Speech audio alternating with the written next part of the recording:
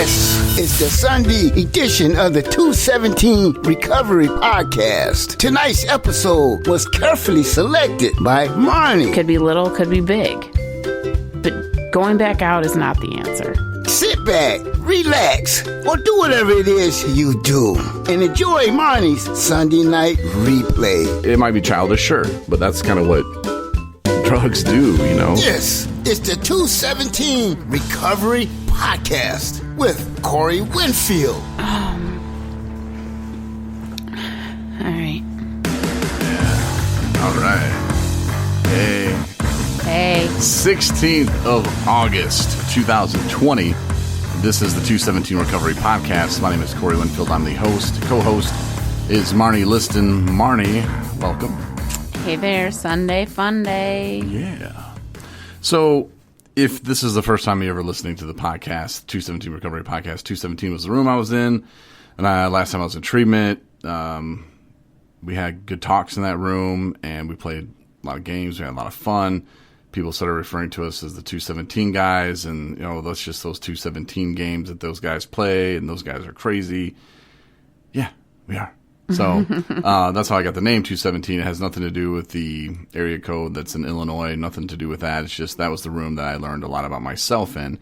And this is a place where you can hopefully learn a lot about yourself through what I go through and what Marney goes through. And as we walk through early recovery, I have 20 months. I just got that technically sort of yesterday. Yeah, good. Yeah, congratulations. Congratulations. Thank you.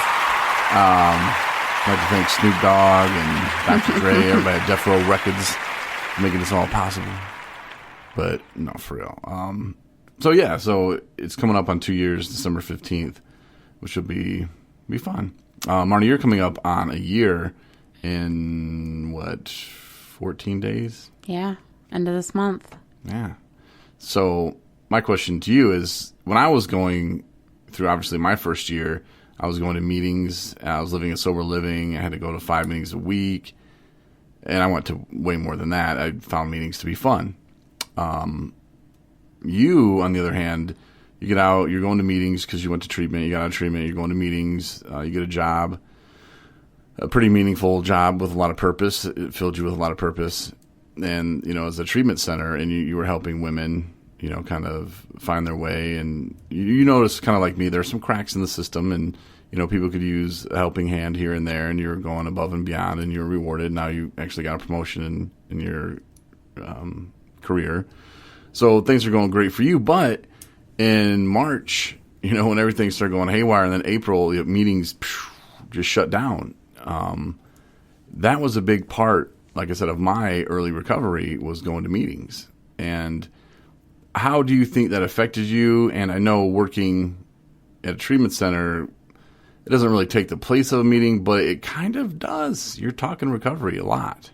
Yeah, I definitely would say that my meeting attendance went down big time when the COVID thing hit. For everybody, it did. I did take advantage of the Zoom meetings for a while. I was tuning into those quite a bit. For that short period that I was off of work. But, I found that, and I'm not saying that my job takes the place of meetings. It doesn't. In fact, I probably, now that you pointed it out, should probably take more responsibility in getting myself back into the Zoom meetings, or trying to make it to the meetings that have opened up, that are being held outside in parks, and I believe the beaches here in Traverse City. There are a few places that have AA and NA meetings throughout the week. But, because my job is so recovery focused, I do feel like I'm kind of like in the midst of talking about recovery, talking about being positive, having a positive attitude about recovery, helping others, you know, deal with daily living in early recovery. So it is a big part of my life, you know. So I do feel like that is kind of filled in a way. But I do need to be careful. I need to tread lightly, just like anybody else in their program, as long as you keep that, I refer to it as like my recovery tank or whatever. I think there's a way to look at it to make sure that stays full enough that, I can function and feel good about myself and feel solid and, not get to that weird squirrely spot that some of us can get to where, you lose sight of what you're doing and get complacent. And I don't feel that way at all today. So, that being said, it's not an excuse for not going to meetings. I probably need to pick up that piece a little bit more. Thanks for pointing that out, Corey. No, well, I'm just saying, and, we're so busy, and you're doing a podcast, you're writing a blog. I mean, like you say, you call it a recovery tank. Yeah. Yeah, and that's a good way to look at it because you're still, even though you're not at a meeting, you're still expressing your feelings to me often through your blogs, some of the things that are going on in your head that you probably would maybe talk about at a meeting, maybe not. Mm-hmm. But I think that there's so much stuff going on that it's just like, okay. Now, that probably doesn't work for a lot of people. And maybe if you were, living Marney's schedule or my schedule, maybe you would say, wow, that's a lot of recovery.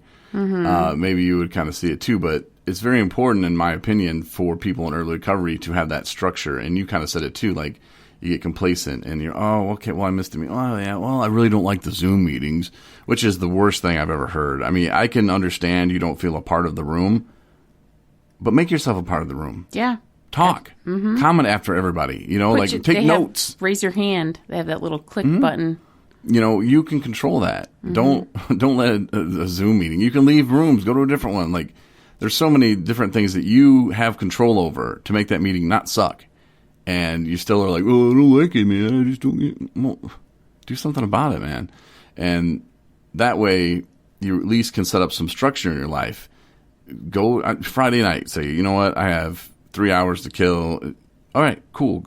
Find a meeting. Go to it on the regular. Yeah. You will make friends in there. Just because they're not in the same room. And it could be in California. It could be anywhere in the world. You can find a meeting online. And some of them have gotten a little bit, not more scarce, but not as full, which, hey, that's cool. You don't need 500 people to make a meeting. Right. And my advice, though, like I said, to just make the meetings not suck. Do it yourself. Make the meetings not suck yourself. Take notes if you have to, but make sure you're scheduling some kind of structure. And there are meetings around town, at least in Traverse City. I don't know about the rest of America, but there are meetings happening, and sometimes they're outside. Some are doing them inside again too, which is cool. But just find a place, and if it's that once a week meeting, hey, that's better than 0 times a week, and maybe you can stretch it into a couple times a week. A guy I was just talking to the other day, he's from the same area where I'm from, Southwest Michigan, and he was talking about the meetings around there, and around Coloma, Watervliet, you can kind of bounce around from here to there, and it's not that bad. Coloma, Watervliet, they're small towns. I mean, it took me longer to get from one side of Fort Smith, Arkansas to the other side of Fort Smith, Arkansas than it would to drive from Stevensville, Michigan to Coloma. And people are like, man, that's so far. Mm-hmm. Yeah, it's not a 20-minute drive, bro. Not bad. Like, you don't need I don't know. There's some people just are so used to everything being boom, boom, boom, boom right there. And it's really not that bad. But, go that extra mile, hit those other meetings. And when I lived in Buchanan is a great city for recovery. They have a club there that's open. They have 2 meetings a day. Right. It doesn't matter if it's Christmas. I mean, you can always go, hey, it's 10 a.m. I'm going to go to the club. Mm-hmm. On Dewey Street. Yeah. Like, I think a lot of cities have the Alano Club. I think that is a common place that has meetings usually from 8 o'clock to sometimes to like midnight meetings. Mm-hmm. I know Traverse City used to, the one that they had functioned like that, and also Ann Arbor when I lived down there. It's a very active location for meetings, open all the time, in between meetings too, for people that just need a place to hang out. They had a little coffee bar and such. So I'm not sure, probably should look into that to see what their operational hours are like now. But I know they are open too for meetings. So, and I think that's a pretty common thing to look into. And man, I love Google. You type in Google stuff and you can find whatever, wherever, about recovery meetings that are open, now. And, usually it'll connect you just a phone number. You know what I mean? Or if it's not on the website already, right there, if it's updated, I can't say right now, but I haven't checked it out. And usually you can download their schedule or it's right there to look at. And yeah. I've been burnt by Google so many times.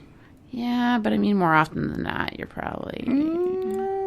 Maybe it's 50-50. I mean, I've been burnt a lot. 50-50, no way. Yeah, I've shown up to meetings that online it said this time. I show up and it's all women's meeting. And I'm like, ugh. And that, could be... That was at the Charlevoix. That's because your district's not updating your stuff. I don't know. It's not Google. But don't be hating on Google. Where I show up and the meeting's just getting over. I'm like, what the heck? Oh, yeah, we moved it. I don't know.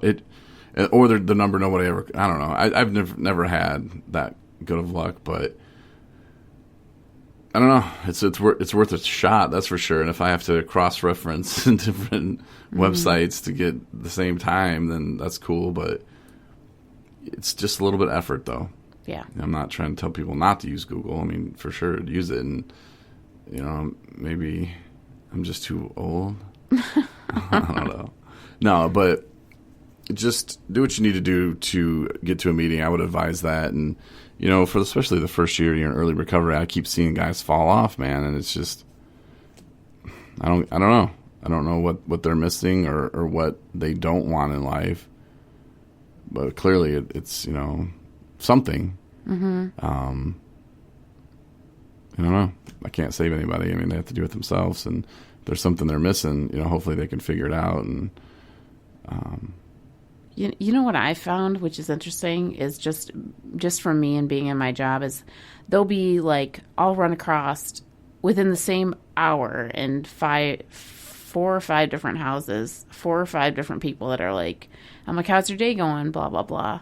And they're like, oh, I'm bored, So these are 4 and 5 different people who have nothing to do, who most likely would have a chance to go to a meeting. I'm like, you should have a meeting. So all these people are sitting in different spots wanting to go to a meeting. It's like, you should go to a meeting with other people. There you go. There's a meeting right there almost. But yeah, to make a connection. And I've worked on that. I've actually done that, figured out, hey, blah, blah, blah from, this place is looking to go to a meeting too. And, whatever, getting numbers to each other and make that connection and, they're on their way. So it does happen. Yeah. And when I lived in sober living, it was great. I had a bunch of dudes, and all I needed was a couple to be, tight with, and we hit meetings all the time. It was fun. I'd get home from work, and I'd be tired or whatever, but it's like, all right, we go to this meeting this night, we go to this meeting the other night, and we'd show up, and people would again look at me, and they go, oh, Corey's here. And I didn't care. I like that, like, okay, I make an impact on that guy. And then slowly but surely they would start to understand, like, oh, okay, these guys are just, having fun. They like to smile, they like to laugh, and it's a good time. But this Wednesday I'm going to a Charlevoix meeting, so I'm pretty pumped about that. It's been quite a while since I've been to one there, and those meetings are always good. I really like them. Mm-hmm. And they give you like a cool welcome coin too. At least they did. If that's even the meeting I'm going to, I got to get a hold of Tom. Anyway, yeah, it's a little personal stuff there. But the Google app, or the app on Google for 217 Recovery, I don't know if it's almost done, but I got an email today saying that 217 Recovery is now being rated in the Google Play Store. So I was like, oh my gosh, it's already there, and I just submitted it the other day. So I pull it up, I get out your other phone that's an Android, and I pull it up, and no, nothing. But it could be up there now. the time you're listening to this, you can go to the know. Google Play Store. Yep. Search 217 Just a matter Recovery. of time. Yeah. Or I don't know when you're listening to this, but you can even go to the Apple Store, the App Store in not the Apple Store, but the App Store in Apple, and search for us there too. You never know. Could be there already. It will be there at some point. Yeah, I mean, it's just a matter of time, and we put the stuff through, and we're just waiting. It looks good. You think so? I think it looks great. Okay. I think it's pretty cool. And you think it'll be a lot easier for people to get podcasts or blogs? Yeah, for sure. I think it's more inviting. It's easier. It's so much easier. Yeah, because now, like, sometimes I'll get an email, but then I was like, okay, but, if I just wanted to check something and, now I would have to go to Google and 217recovery.com and then, okay, wait for that. And then, but this is just like, boom, right there, just, here, let me hit the app. Bloop. Oh, okay, here's the blog. Bloop. Oh, here's the podcast. Bloop. Yep. It does make it pretty easy. And, there's tons of ways to listen to us, but, this is all about you and getting you what you need. And a lot of people love the blogs, and we just added another guy, Aaron, which I've talked about a few times now, and Discovering Recovery, which is a perfect name for his blog. I need to get him on the podcast. I know Tuesday, I'm supposed to have a guy named Tony on, but I just got to make that happen. So I'll do that probably during the day on Tuesday. Special guest Tony. I still haven't heard from Zach. I don't know what's up with that. He just chickened out. Yeah. I don't know. I don't blame him. I'm kind of a big deal in this house. Let me finish. Yeah, you love me. Nico loves me. He maybe probably thought, man, I'm not going to be feeling no love. Not going to be getting no love. I can't go up in Corey's studio like that.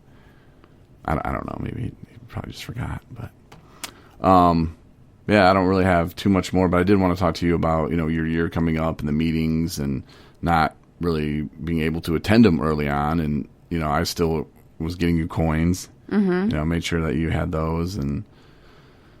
But yeah, it's different, for sure. And I know it's hard for a lot of people out there. I'm lucky, I have you, Marney, and I have a great family. And I have a lot of people that support me, and for me, I'm just lucky. Not everybody has that. Yeah. And so for those of you who don't, make 217 Recovery your family. We're pretty good people. We want good things in life, and we want to help other people. And just by telling our stories, sometimes I might say, if I were you, I would do this, but I try not to do that. I just kind of say in my experience, or, I'll give advice, but you don't have to take it. Right. But if you can learn something through something that I went through, if I had to experience the pain so you don't, cool. But if you want to listen and, just follow along, that's cool too. Yeah. I really do appreciate it. But, look for the app in the App Store and the Google Play Store, and we'll be back on Tuesday. If you need anything, if you want to make a donation, I know that money has probably been burning a hole in your pocket. We can give you our EIN number. You can file that on your taxes, and it's a write-off for you because it's a donation to a 501c3 organization, which we are. So hit up the donate site or page at 217recovery.com, and we'd appreciate it, really would. Absolutely. Thank you. All right, until Tuesday with my guest Tony, if I don't forget and he doesn't forget, that's the plan. We'll talk to you then. See ya. Thanks for listening to the 217 Recovery Podcast. For more episodes plus bonus features, download the 217 Recovery app.